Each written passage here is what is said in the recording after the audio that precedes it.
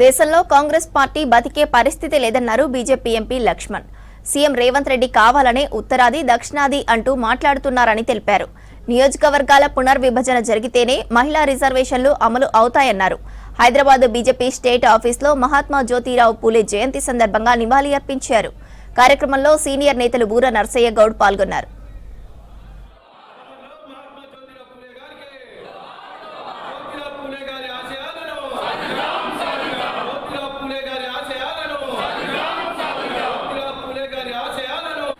మహాత్మా జ్యోతిబా పులే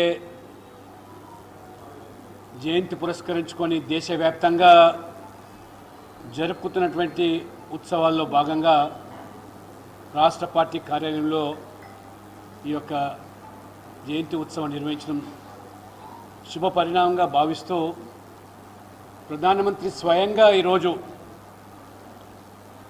ద్విశతాబ్ది ఉత్సవాలకు ప్రారంభం ఈ సంవత్సరం అని చెప్పి ప్రకటించడమే కాకుండా ఈరోజు ప్రధానమంత్రి హోదాలో మహాత్మా జ్యోతిబా పులే యొక్క ఆశయాల పట్ల వారు జీవితంలో సమాజ స్థాపన కోసము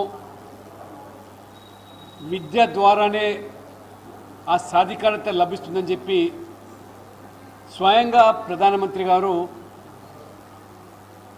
చాలా పత్రికల వల్ల వ్యాసాలు రాయడం జరిగింది. ప్రధానమంత్రి హోదాలో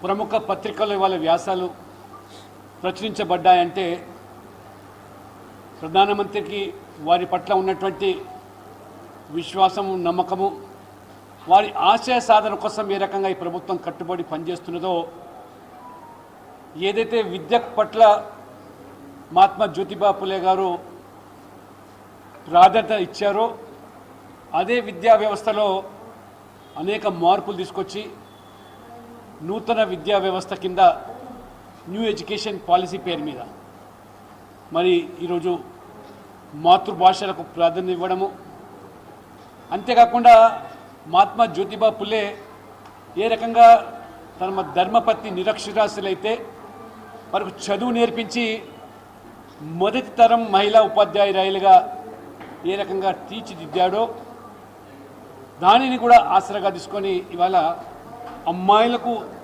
సైనిక్ స్కూల్ లాంటి ఆ విద్యా సంస్థలు కూడా మొదటిసారిగా నరేంద్ర మోడీ గారు రిజర్వేషన్లు కల్పించి ఆ రకంగా మరి అమ్మాయిలకు, మహిళలు కూడా విద్యారంగంలో కూడా పెద్దపీట వేయడం జరిగింది.